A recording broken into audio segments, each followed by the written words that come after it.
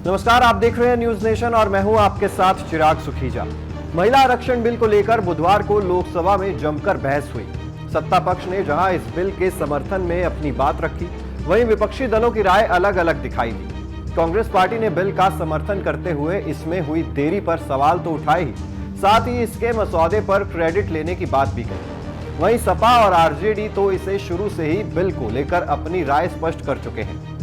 Sapa RJD आज भी bill में ओबीसी महिलाओं के लिए अलग से कोटा देने की वकालत कर रहे हैं। बुधवार को बिल के समर्थन में बोलते हुए बीजेपी सांसद निशिकांत दुबे ने कांग्रेस नेता सोनिया गांधी पर जमकर हमला बोला।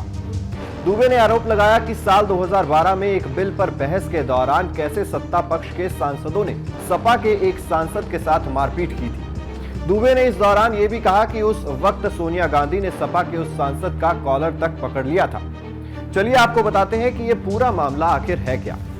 बुधवार को लोकसभा में महिला आरक्षण बिल पर बहस हो रही थी। सत्ता पक्ष की तरफ से बोलने के लिए झारखंड से बीजेपी सांसद निशिकांत दुबे खड़े हुए।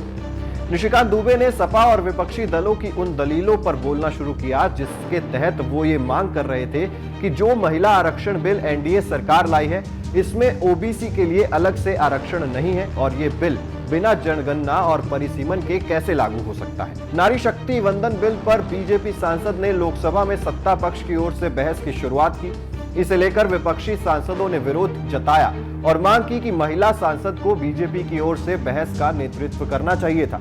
इस पर अमित शाह ने तुरंत कहा कि पुरुष महिलाओं से संबंधित मुद्दे क्यों नहीं उठा सकते। निशिकांत दुबे ने अपनी बात रखी। उन्होंने यूपीए के कार्यकाल के दौरान पेश किए गए बिलों पर क्या क्या हुआ, ये बताना शुरू किया। विपक्षी गठबंधन इंडिया पर कटाक्ष करते हुए निशिकांत दुबे ने कहा कि जब तत्कालीन यूपीए सरकार 2011 के लोकसभा में महिला आरक्षण विधेयक लेकर आई थी, तब कांग्रेस सांसदों ने लोकसभा के वेल में अपने सहयोगियों की पिटाई की और प्रमोशन में आरक्षण बिल को लेकर 2012 में हुई चर्चा का भी जिक्र किया। जो एडजस्टमेंट ऑफ ईच सेंसस की बात कर रही है और सीट बढ़ाने की बात, सब पढ़ लीजिएगा इस आर्टिकल को। इसमें कहा गया है कि 2026 तक सभी चीजों को हमने फ्रीज कर दिया है। आप अनकॉन्स्टिट्यूशनल काम करना चाहते हैं, आप उसके ऊपर जो है कहते हैं कि 2024 से लागू कर दीजिए। तुरंत सुप्रीम कोर्ट में जाएगा और सुप्रीम कोर्ट में तुरंत वो स्टक डाउन हो जाएगा। क्या आप चाहते हैं कि महिलाओं को रिजर्वेशन नहीं दें? और जिस तरह से आप केवल राजनीति के माध्यम से इस महिला रिजर्वेशन को लॉलीपॉप बनाते रहे, घुमाते रहे, वही भारतीय जनता पार्टी करे।